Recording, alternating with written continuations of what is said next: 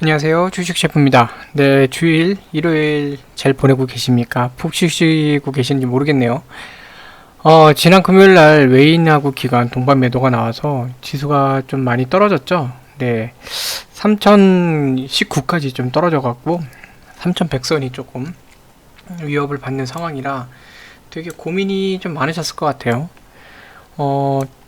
지수가 이제 3050포인트를 기준으로 이제 반등을 했죠. 반등을 했는데, 다음날까지 반등까지 좋은데, 금요일날, 스태그플레이션, 어떤 그 세계의 공급망, 공급 부분에 대해서 이제 중국의 석탄도 그렇고, 유럽 천연가스 문제도 그렇고, 여러 가지 그 공급망 그런 문제로 인해서 다시 한번 이제 인플레이션 우려, 그리고 경기 회복에 대한 둔화 우려, 특히 이제 중국 같은 경우는 공장이 멈추고 있으면서, 중국이 아무래도 공장이 많잖아요. 전 세계 여러 가지 그 부품들 생산 공장이 많은데, 이 공장이 멈추면서 공급이 줄어들면 결국은 경기 회복에 찬물이 끼얹는 거 아니냐, 이런 우려가 전 세계로 번졌고, 그러면서 한국 증시도 외인하고 기관 동반 매도를 이렇게 하락을 했어요. 그래서 이게 조금 좋은 모습은 아닌데, 다행히 금요일날 밤에 나스닥하고 이제 미 증시는 반등을 했습니다. 반등을 했기 때문에 월요일날 내일 반등이 나올지 한번 좀 지켜볼 필요는 있을 것 같아요.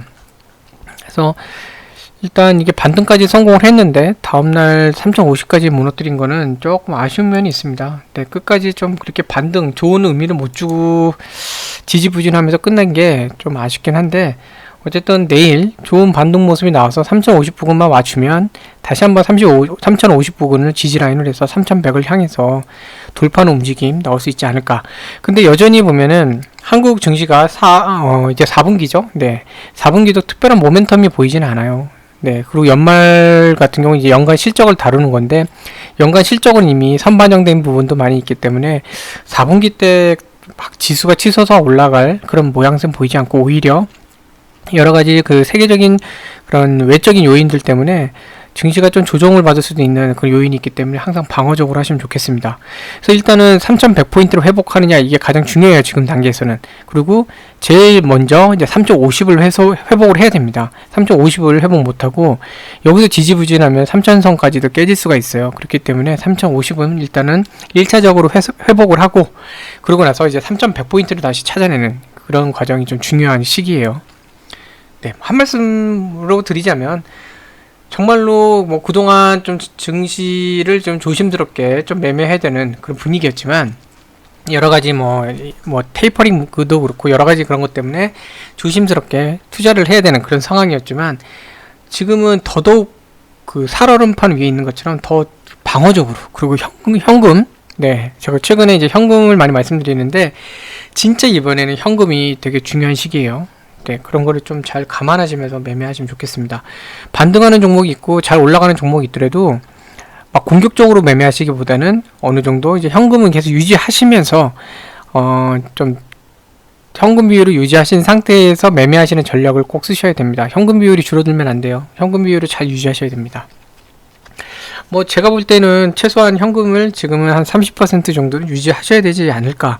변동성이 너무 커요. 그리고 불확실성도 너무 크기 때문에 지금은 그래야 되는 전략이고, 저 같은 경우도 현금 비율을 좀 많이 좀 높였거든요. 지난주에도 많이 매도를 했고, 그러니까 차익 실현을 좀 많이 좀 했고, 그러면서 현금 비중 높이고 있는데, 뭐 이게 이러다가 또 종목 올라갈 수도 있습니다. 올라가면은 뭐 내가 먹을 부분, 내가 이제 수익 낼 부분은 이 정도구나. 저번에 이제 차익 실현한 그 딱 이 정도 부분이구나 하고, 뭐 수익이 조금 줄더라도 어쨌든 수익을 내는 거니까 만족하면 돼요. 근데 지금 만에 하나 이제 조정을 받게 되면은 100% 종목을 다 보유하고 있는 상태면은 그만큼 조정폭이 그러니까 조정 때 더 아프잖아요.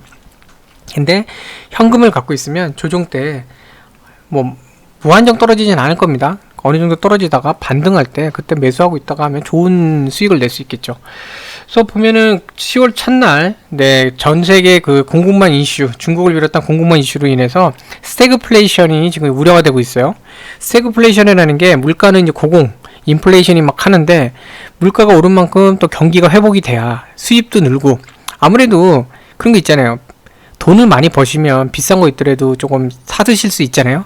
그러니까 이렇게 사 드시거나 아니면 구매하시거나.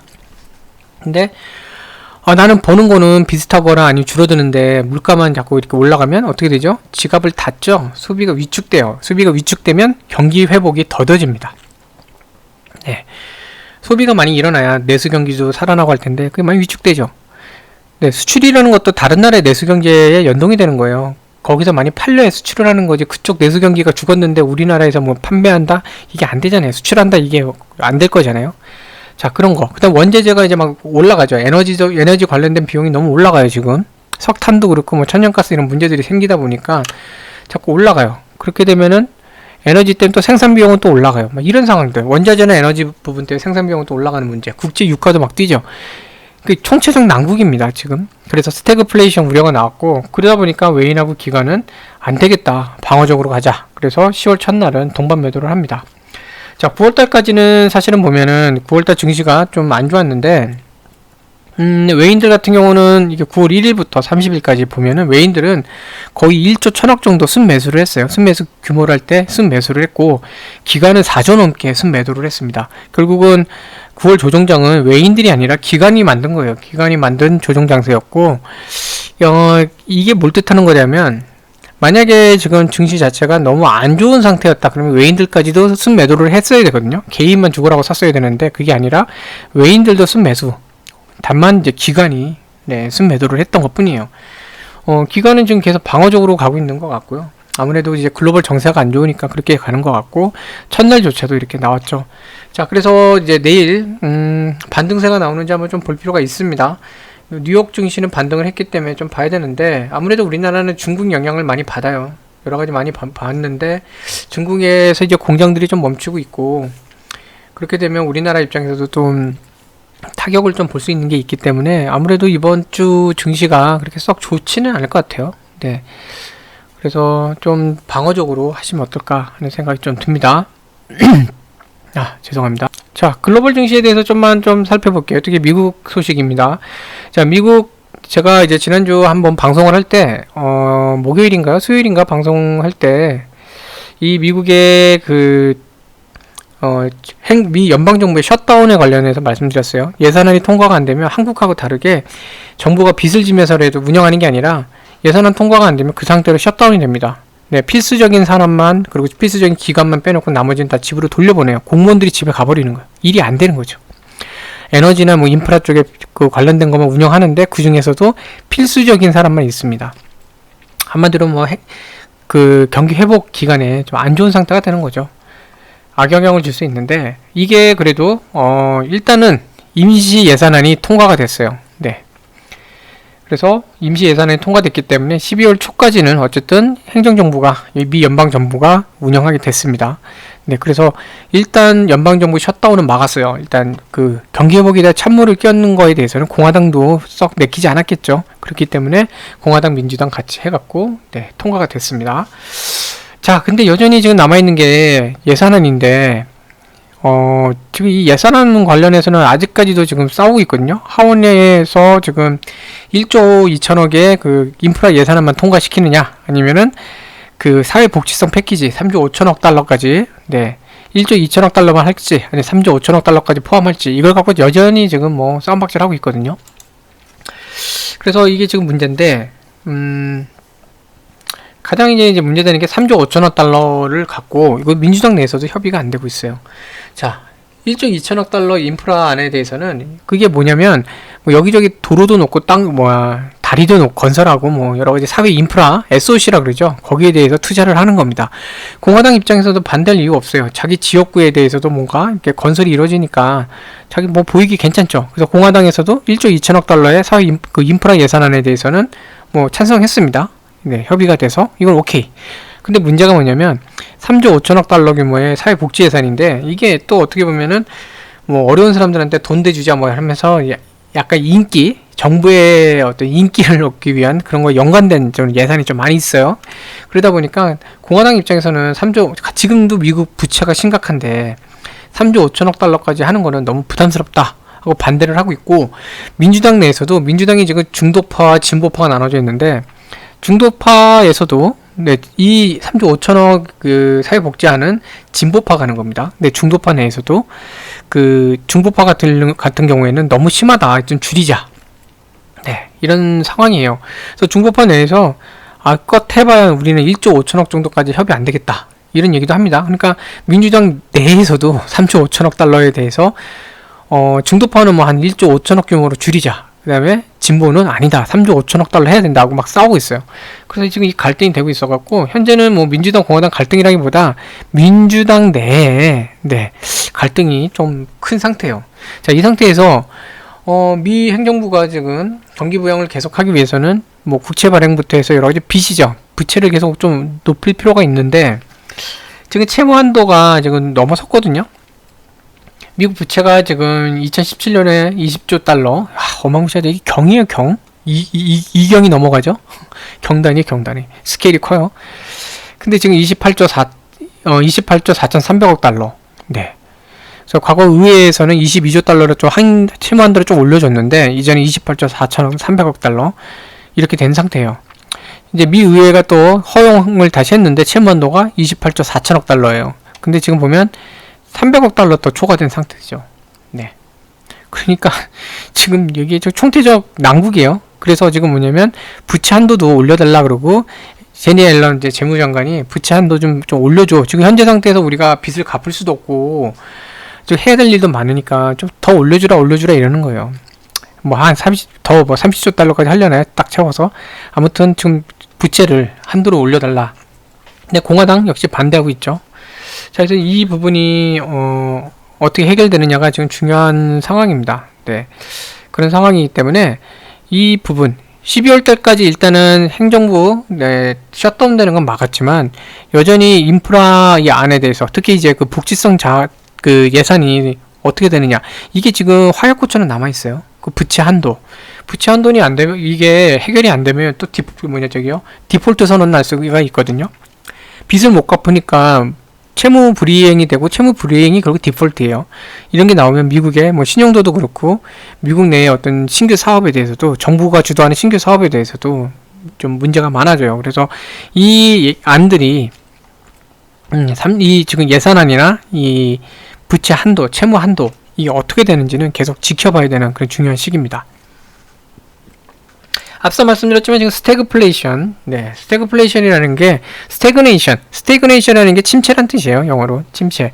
스태그네이션하고 인플레이션이 합해져서 스태그플레이션이라고 이제 얘기를 하거든요. 예전에 1976년도인가요? 그때 영국에서 먼저 처음 얘기를 했던 거예요. 이게 그래서 영국에서 그때 1965년인가 하여튼 그때인 것 같은데 그 영국 의회에서 재무장관 당시 이제 재무장관이었죠. 이언 그 맥클라우드가 있는데 그 사람이 이제 이런 표현을 썼었어요. 스태그네이션, 경기가 침체되는 스태그네이션, 그 다음에 물가가 상승하는 인플레이션이 같이 온다. 그래서 스태그플레이션이 온다. 그리고 실업률은 높은 상태다. 그러니까 한마디로 이제 스태그플레이션이 되면 물가는 높은데 경기 회복은 더디거나 아니면은 회복이 더디거나 침체되고, 네. 또는 이제 그 고용지수 이게 떨어져서 실업률이 되게 높아지는 이런 상태를 이제 얘기하는 거예요. 한마디로 국민들 입장에서 보자면 실업률이 높다는 건 돈을 못 번다는 거잖아요. 돈은 못 버는데 물가는 막 올라가는 그런 상황이 벌어지는 게 스태그플레이션이고 경제에 있어서는 가장 좀 되게 무서운 거죠. 네, 무서운 상태예요. 이렇게 되면 경기가 확 다운될 수 있거든요. 옛날에 오일 쇼크 때 70년대 오일 쇼크 때도 이제 이런 일이 있었는데 이런 문제가 이제 계속 길어지면은 인플레이션하고 스태그네이션이 길어지면서 스태그플레이션이 길어지면은 물가는 계속 오르게 되고 고용은 계속 떨어지니까 그럼 뭐죠? 사람들이 파산하게 되는 겁니다. 내부적으로 내수 경제는 정말 치명타를 입게 돼요. 그래서 이걸 빨리 해결을 해야 되는 그런 문제가 있는데 자, 이거를 지금 해결하기 위한 제일 좋은 방법은 경기가 회복되는 거예요. 인플레이션이나 뭐 이런 그런 것들 고용 문제 이걸 해결하기 제일 좋은 방법은 경기가 회복돼서 많은 사람을 고용하고 네. 그리고 기업들이 돈을 많이 이제 버니까 그걸 통해서 사회적 환원을 하거나 기업들이 돈을 많이 버는 거예요. 막 엄청나게 버니까 판매하는 물가도 낮출 수 있는 거죠. 이미 많이 버니까 조금 우리가 뭐 할인하겠습니다 하고 낮출 수도 있고 그런 식으로 해서 인플레이션을 떨어뜨릴 수가 있는데 지금 문제가 뭐냐면 중국에 지금 막 전기 석탄 때문에 괜히 호주한테 시비 걸었다가 지금 역공당해갖고 석탄 부족으로 막 전기가 없으니까 공장도 멈추잖아요. 이런 문제가 벌어지고 하다 보니까 그건 뭐냐면 공급망이 지금 흔들려요. 공급이 흔들리니까 공급이 안 되면 뭐죠? 가격은요, 수요 대 공급의 법칙이잖아요. 공급이 줄어들면 수요는 많은데 공급이 줄어들면 네, 인플레이션이 더 올라가잖아요. 물가 가격이 올라가니까. 인플레이션은 더 심해지는 거고. 그리고 공급이 부족해지니까 경기 회복에는 찬물이 껴있는 거죠. 원재재나 이런 자재가 와야 뭐 공장을 돌리든 뭐 개발을 하든 상품을 만들 텐데 재료가 없어서 못 하잖아요. 우리 자동 차량용 반도체가 부족해서 생산량이 줄어들었잖아요. 그런 것처럼 그 상황이 발생을 하는 겁니다. 그래서 스태그플레이션, 이게 지금 되게 큰 우려가 되고 있는데, 파월 의장마저도 이제 공급망 병목 현상이 사라지기 전, 내년까지는 인플레이션이 계속될 것 같다.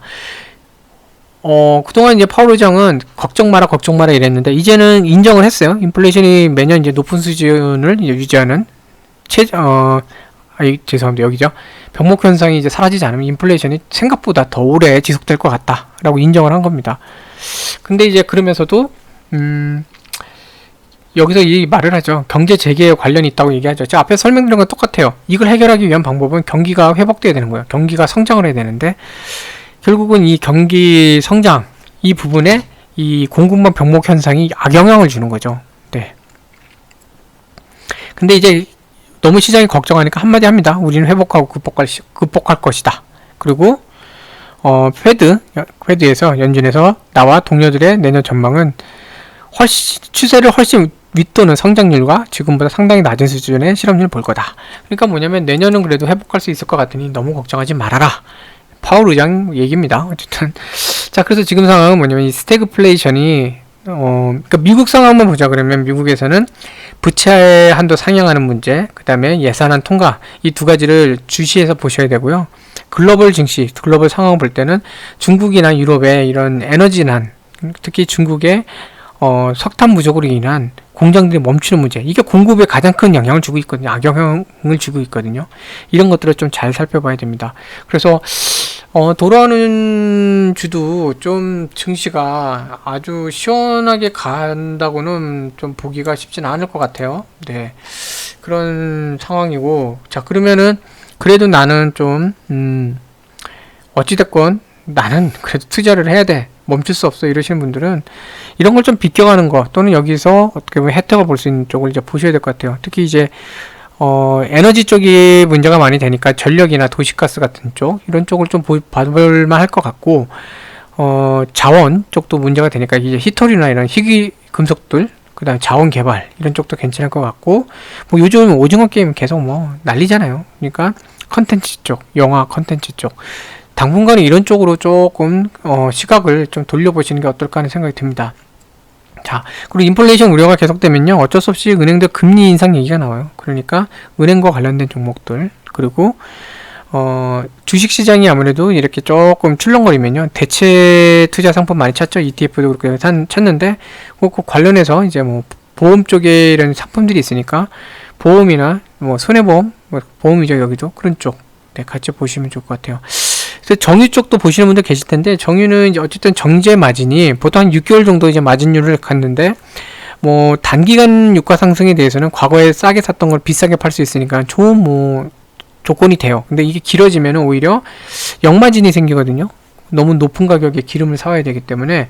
그래서 만약에 정유 쪽을 관심 가지신다 그러면 호흡을 좀 짧게 가지시는 게 좋지 않을까 하는 생각이 좀 듭니다. 예, 그래서 좀 이런 식으로 좀 보시면 어떨까 하는 생각이 좀 들고요. 이번 한 주도 좀 어려운 상황 속에서도 또 뭐 좋은 결과 나오는 경우도 있잖아요. 그러니까 꼭 좋은 결과 생기시는, 네, 그런 때가 되시면 좋겠습니다. 자, 그래서 네, 기운 내시고요. 어려운 상황이지만 기운 내시고 항상 좋은 일 가득하시면 좋겠습니다. 시청해 주셔서 감사합니다. 힘내신 하루 되세요. 파이팅!